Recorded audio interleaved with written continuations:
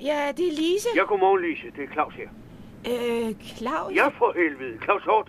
Nå, Claus Hjort. Claus Hort Frederiksen, beskæftigelsesminister. Jeg har pissetråd.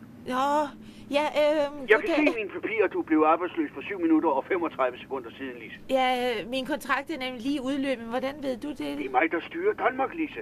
Eller, ja, glem det, Lise. Hvor mange ansøgninger har du fået skrevet? Hvad ansøgninger? Ja, for helvede. Du er arbejdsløs, Lise. Du skal skrive ansøgninger. Du skal i arbejde, Lise. Ja, nej, altså, det har jeg altså ikke lige nået. Kom dog i gang, Lise. Jeg kigger forbi i eftermiddag. Så ligger der 5 stykker klar, ikke, Lise? 5 stykker, du. Hej, Lise. Jamen, hej. Velkommen til Kulturtapetet. Et program, der sætter kunsten i alle dens afskygninger og i alle dens afarter, om man så må sige, på tapetet. Fra populære kendte kunstnere til ukendte, oversete, frem til helt nye, små og store kunstnere. I dag er vores reporter John Halland taget på besøg hos forfatteren Bjørn Ole Ottemeier i hans hjem i Råleje. Jeg befinder mig hjemme hos Bjørn Olof Ottemeier i hans lille stråtægte sommerresidens i Råleje i det billedskønne Nordsjælland. Og Bjørn Ole, i din roman Den falske søster, siger du, at du prøver at beskrive forholdet mellem den vestlige arrogance kontra ulandenes nødråb. Men flere anmeldere mener, at det overhovedet ikke lykkes. Og hvad er din kommentar til det? Det er nemlig rigtigt. Mit mål har været at skabe en roman, der omfattede det hele. Det lyder som en stor ambition. Præcis. Vel at mærke i et plot, der var til at forstå. Børnemishandling har for eksempel ligget meget på siden.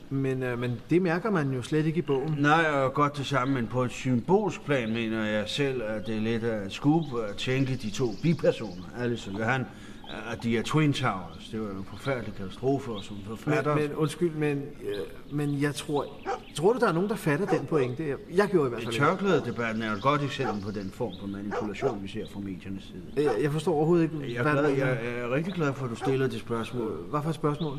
Ikke alle spørgsmål er lige vigtige. Det er jo også det, min bog understreger. Jeg forstår slet ikke, hvad du siger. Nej, og det bringer mig nemlig frem til min hovedpointe. Den falske søster er din egen nabo til alle tider. Det forstår jeg ikke. Jeg synes, du er inde på noget af det rigtige. Det er derfor, jeg har plantet sidehistorien med luderen, der bliver endnu mere luder.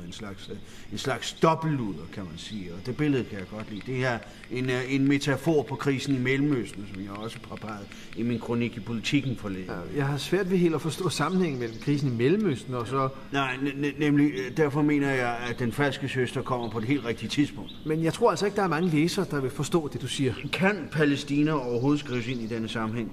Ja. Det mener jeg i hvert fald, og det er det, der er tragedien. Ja, aha.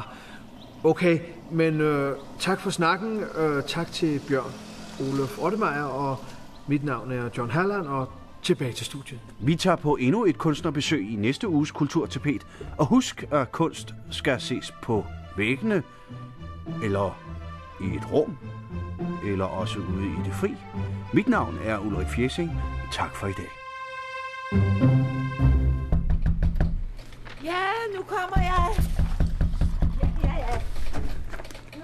Goddag. Ja, dags, Lise. Det er mig, der er Claus Hjort, beskæftigelsesminister.